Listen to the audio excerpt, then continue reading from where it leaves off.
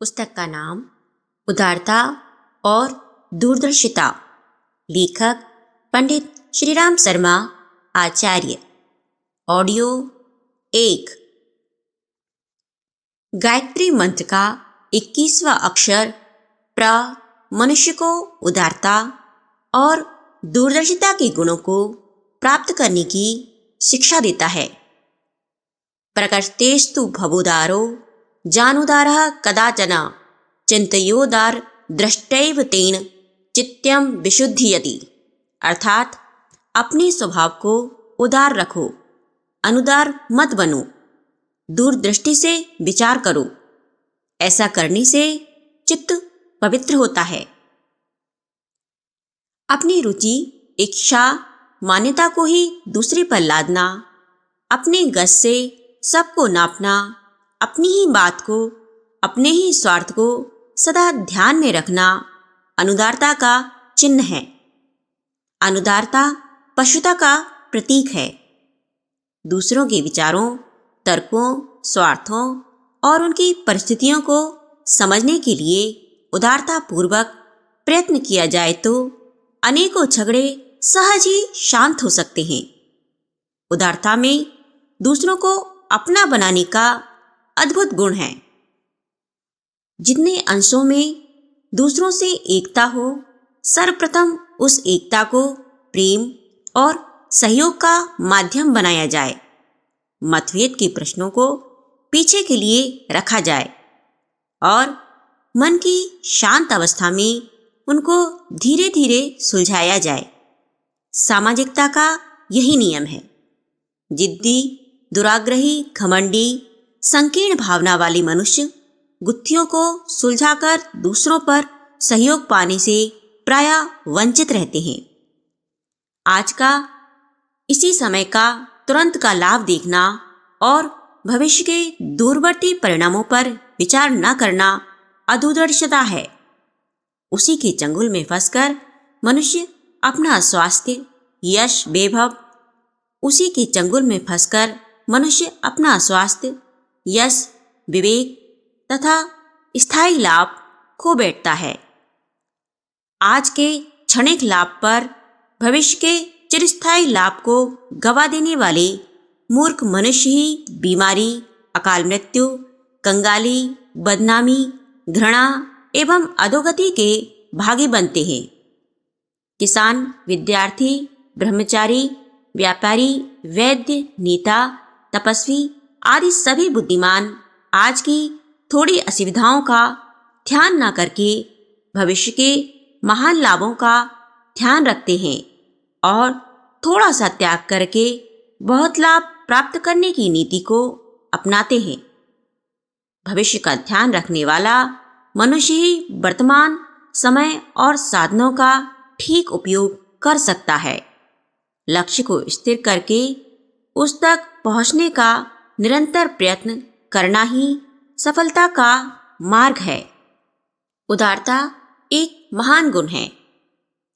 मनुष्य जीवन को सफल और उन्नत बनाने वाले अनेकों गुण होते हैं, जैसे सच्चाई, न्यायप्रियता, धैर्य, दृढ़ता, साहस, दया, क्षमा, परोपकार आदि।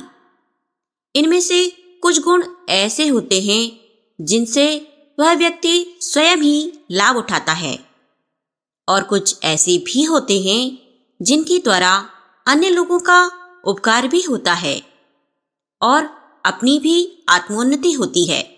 उदारता एक ऐसा ही महान गुण है। मनुष्य के व्यक्तित्व को आकर्षक बनाने वाली यदि कोई वस्तु है तो वह उदारता है। उदारता प्रेम का परिष्कृत रूप है।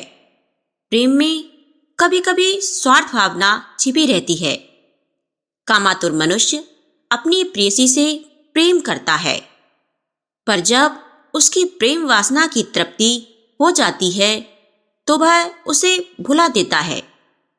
जिस स्त्री से कामी पुरुष अपने यौवन काल और आरोग्य अवस्था में प्रेम करता है, उसी को वृद्धावस्था में अथवा रुग्णावस्था में तिरस्कार की दृष्टि से देखने लगता है।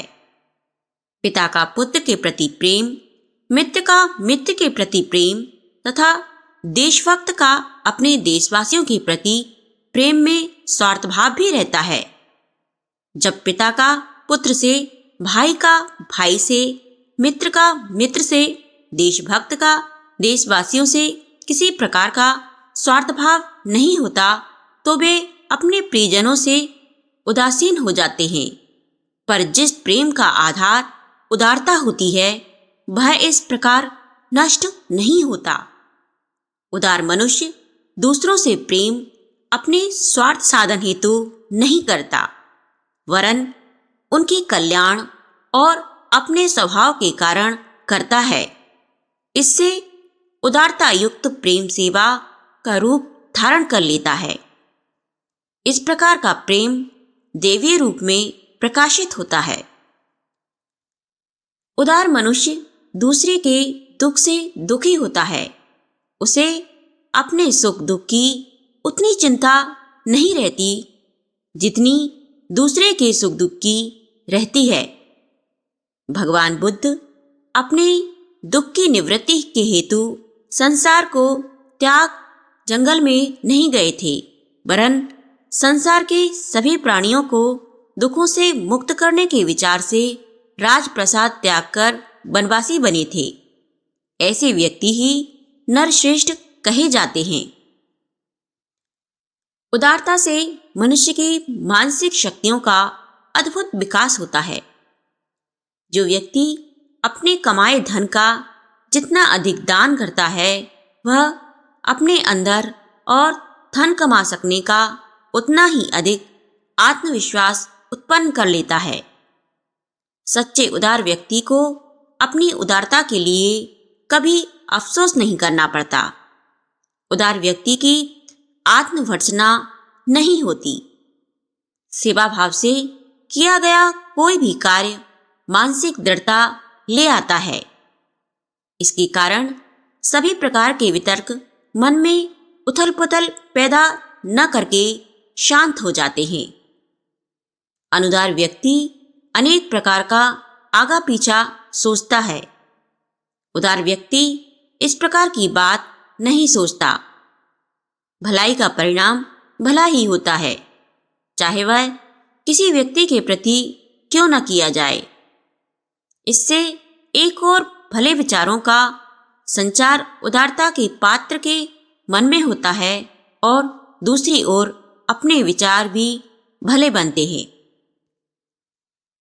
प्रकृति का यह अटल नियम है कि कोई भी त्याग व्यर्थ नहीं जाता।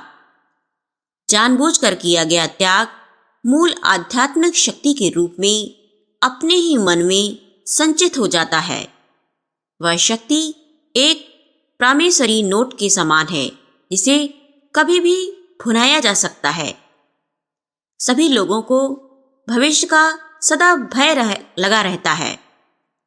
वे इस चिंता में डूबे रहते हैं कि जब वे कुछ काम न कर सकेंगे तो अपने बाल बच्चों को क्या खिलाएंगी अथवा अपनी आजीविका किस प्रकार चलाएंगी। कितने ही लोगों को अपनी शान बनाए रखने की चिंताएं सताती रहती हैं, पर उदार व्यक्ति को इस प्रकार की कोई भी चिंता नहीं सताती। जब वह गरीब भी रहता है तब भी सुखी रहता है। उसे भावी कष्टों का भय रहता ही नहीं। संसार के अनुदार व्यक्ति जितने काल्पनिक दुखों से दुखी रहते हैं उतने वास्तविक दुखों से दुखी नहीं होते।